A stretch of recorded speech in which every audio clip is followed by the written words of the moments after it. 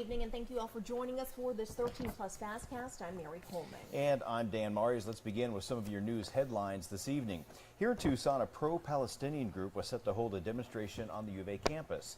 But it was canceled just hours before it was set to begin after the group raised concerns about statements from campus leaders. Yeah, 13 News reporter Catherine Patterson went on campus to find out what was going on, and she has the very latest tonight.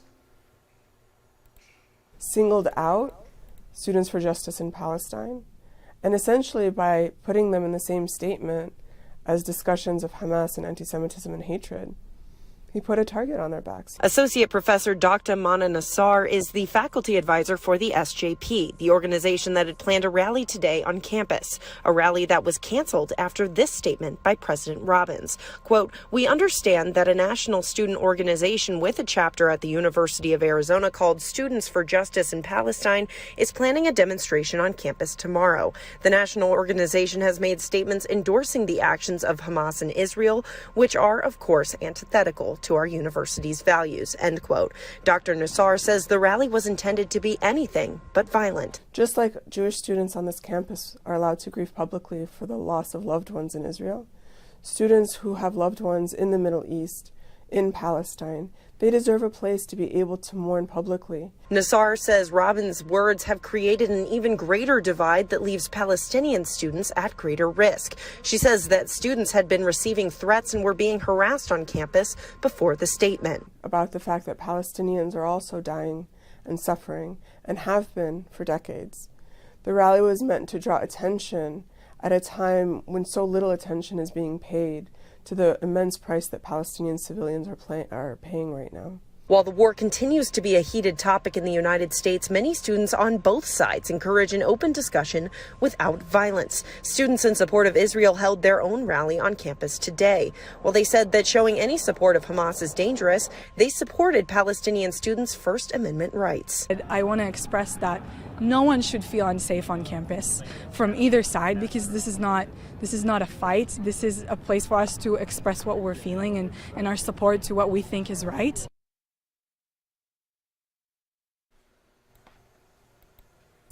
And the U.S. is ramping up its military presence in the Middle East in support of Israel's defense. It includes fighters from Davis-Monthan Air Force Base. Yeah, U.S. Central Command says the 354th Fighter Squadron and their A-10s have arrived in the region. They sent out these pictures today. These aircraft are in addition to the A-10s from the 75th Fighter Squadron already in the region.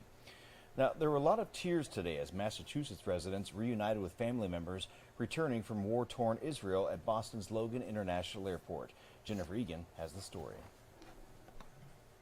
When I see them, I will feel relieved. Inside Logan Airport, Jane checked her phone for updates, waiting for her son and his family to arrive on a flight from Tel Aviv. I felt better when they were in the airport, better when they were on the plane, and then when I see them, I'll feel much better. Passengers started streaming into Terminal E with stories about what they've been through. We were in the bomb shelter several times. And finally, Jane saw her daughter-in-law, 2 grandchildren whose faces we've blurred for their privacy, and her son. They had been in northern Israel visiting family. With everything right now just being so uneasy and uncertain and not really know what's going to happen next, that we just wanted to get out. Phil took this photo inside Tel Aviv's airport. The airport was pretty chaotic for sure, a lot of delays, a lot of cancellations obviously. Thankfully El Al, as always, kind of standing strong and continuing all their flights, so they did an incredible job. Other passengers on the El Al flight, an Israeli airline, shared similar stories, difficulties securing tickets in a packed airport. It was nearly impossible. There's people kind of sleeping in the airport over there, so kind of hectic, but El Al kind of stayed without their flight, so we flew with them. They are worried about what happens next in Israel, but grateful to be back in the U.S. And this is home for us, so we're happy to be back. And to our website now, we have new details on an investigation that brought Pima County Sheriff's deputies to a home on the northwest side. Investigators now say it involved child sexual abuse and they have made an arrest. Eduardo Quintana Palacios, who you see right here, was booked on 5 counts of sexual exploitation of a minor. But court documents show the charges on this case have all been marked as felony dismissal.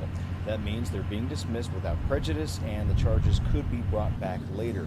This comes after deputies served a search warrant just yesterday morning at a home near Orange Grove and Mona Lisa on the northwest side.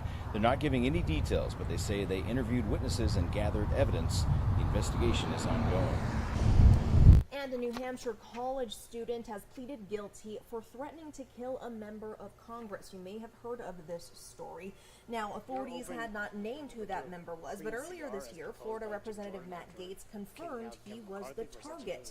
And today, 24-year-old Alan Poehler pleaded guilty to federal charges. According to court documents, on March 29th, Poehler called a Washington, D.C. office and left a voicemail. He warned members of Congress to stop coming for the gays, adding, "We're going to strike back." Investigators say Poehler admitted to leaving the message and had been drinking and became angry watching videos on TikTok. Poehler's attorney says his client accepts responsibility and did not intend for his actions to cause harm or threat. And on to some good news for one person anyway. A very lucky person in California has won the Powerball jackpot worth $1.765 billion, guys. Only one ticket in the entire nation matched yesterday's winning numbers. It was the second largest Powerball jackpot and second largest U.S. lottery jackpot ever won. The winning numbers from last night's game were 22, 24, 40, 52, 64, and the Powerball 10. A California lottery official noted how lucky the state has been. I think most of you know this is our $3 billion Powerball jackpot in the span of a year hit here in California. California is home to more lottery players than any other state, so it doesn't totally surprise me, and we're thrilled to celebrate it with them.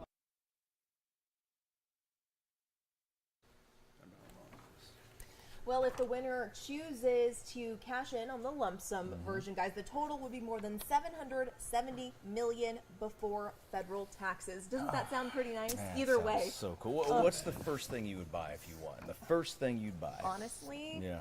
I would buy just a big plot of land to rescue all the animals and just let them run free. That's Right always been a goal. Sorry, Mom and Dad. I will buy you a house, but that's, after The first this. thing. I was going to say a cool car. Yours is a lot nicer than mine. I know. I was thinking. That's always It's like a fun. much better person to be. I was thinking a nice big truck. No.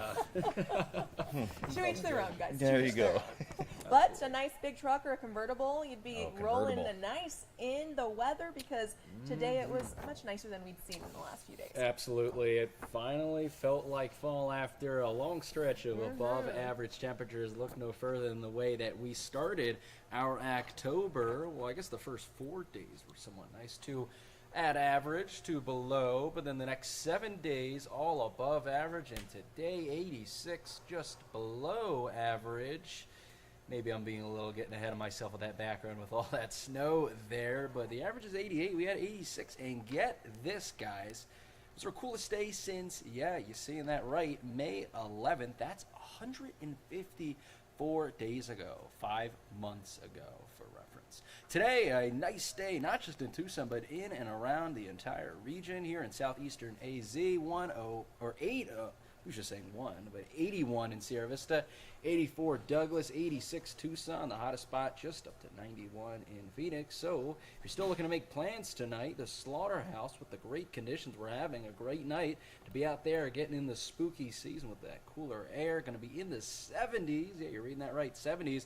Just a few clouds in the sky. Winds will be a lot calmer than what you had earlier today. Tomorrow, a similar story. Really nice again to end your week. 88 Tucson, 83 Sierra Vista, 91 Phoenix, 77 in Bisbee. And for the reasons we had that wind yesterday and today, especially eastern parts today, it was from that trough. But what that trough also did is give us the cool temperatures we had today. It moves a little bit off to the east, but still some cooler air sticking around. You can see, oh no, comes a little ridge, and when a ridge comes, that means hotter temperatures, and we're going to certainly feel that later this weekend through early next week, to the tune of getting up to the high 90s. By Sunday and Monday, just when you think fall's settling in, here we go, another little heat up. Casa Grande also getting to the high 90s by that time, as well as Green Valley. Even Sierra Vista with a little bit of their elevation, going to get into the 90s by Monday. And for Tucson, these temperatures could be threatening some records. So the records are there on that middle column, forecast all, certainly within striking range. And just a little tidbit of history here. So that 101 you see on Monday, that is the latest recorded 100-degree day, Tucson's history, and it also happens to be our hottest projected day. So if we can get that, it would tie the record for the latest triple-digit day. But let's turn our attention to something cooler, not just in terms of temperature, but also just how cool it is. An annular eclipse. Well, what is it? So it's just like a regular eclipse where the moon passes between the Earth and the sun, but it's at the moon, that is, its farthest or close to its farthest point from Earth, so it doesn't completely cover the sun. So at its peak and coverage, it'll look like a ring, which you're looking at there on the right-hand side of the screen. So you go through some safety precautions. You will need special glasses throughout the entirety of this event, because even during the full coverage, the sun will be poking in behind it. But for us, that eclipse will begin at 8:12 on Saturday morning, where visibility will be okay, and okay visibility as we go throughout the event. The max eclipse will be at around 9:33 in Tucson, about 83%, so we're really lucky. We're going to get a really nice show. Eclipse will end at around 11:05 with a little bit less cloud cover. Temperatures will be in the 70s during its peak. Mostly sunny skies, but let's go a little more detail about that cloud cover, because it's looking a little iffy. This is what we have right now. You got that impressive storm brewing to our northeast, but in and around our region, really mostly clear and dry. But check out what you're seeing headed into California. See what that is? That is cloud cover. That is headed towards us. So let's time out that cloud cover for tomorrow. That cloud cover is going to start to work its way into our region. Again, just cloud cover, nothing in terms of any precip or rain. By midday into early afternoon, pretty much full coverage of cloud cover by the overnight hours. And then right as that eclipse starts, I mean, look at that, guys. I mean, is that split in half or what in terms of cloud cover? So that's right as the eclipse starts. This is just one model predicting cloud cover, but yeah, about half the region's going to be happy, the other not so much. This will be during the peak at around 9:30 to 10. So going to back away from Tucson, but again, right, the timing, if it's off by an hour or two, could create some very different results for viewing conditions then at 11:30 when it ends. Still some cloud cover for, unfortunately, the eastern areas, but farther west you get, the less chance of cloud cover. But yeah, that's looking to be really interesting with that timing for the cloud cover. And overall, this is what we're looking at. The beginning, 8:12, it'll be around 70 degrees, partly cloudy skies in Tucson. Clouds will continue to thin out during its peak at 9:33 at 76, and then in the mid-80s by the end of the event, with mostly sunny skies at around 84 degrees. Overall, here is your 7-day forecast. Clouds moving in late on Friday and leaving early on Saturday with that warm-up. I just don't like looking at those temperatures. You know, at least they're not triple digits, but again, I mean, it's middle of October. Come on, let's knock it off Mother Nature with that heat there. But it is coming back, and maybe just a tad cool down into mid next week, guys. All right. Thank you so much, Corey. Appreciate it. Thank you. Well, every day is a good day to celebrate our nation's service members, but tomorrow is extra special because it is the U.S. Navy's actual birthday, observed every year on October 13th. It was on that date, way back in 1775, that the Continental Congress green-lighted the first U.S. naval force. That makes tomorrow the nation's 248th birthday, according to nationaldaycalendar.com. The Continental Navy had just 2 ships and a crew of 80 men at the time of its inception. Obviously, we know that's changed. Today, it has more than 340,000 active duty personnel and upwards of 71,000 reservists. Wow. Man, they have grown so much. 80 men in the very beginning. 80. Wow. Well, thank you to all of them. We will celebrate you all the time, as we mentioned, but especially tomorrow. Yes. Look at that. Another look outside. Dan, tomorrow is Friday the 13th. When you were reading that, I just put I two didn't and two even together. realize that. Dun, Wow. dun, dun. So close to Halloween, too. It is. So avoid those mirrors and ladders and all that stuff, too. Yes, but give love to all the black cats. There you I'll go. say that. All right. Well, we hope you all have a great evening, and we hope you will join us on 13 News Live at 10. See you then.